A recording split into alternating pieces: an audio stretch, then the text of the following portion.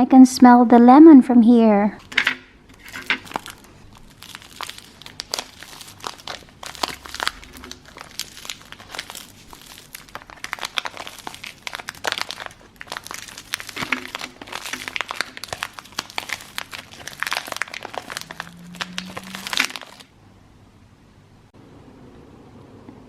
Very lemony. I love it. I really love it.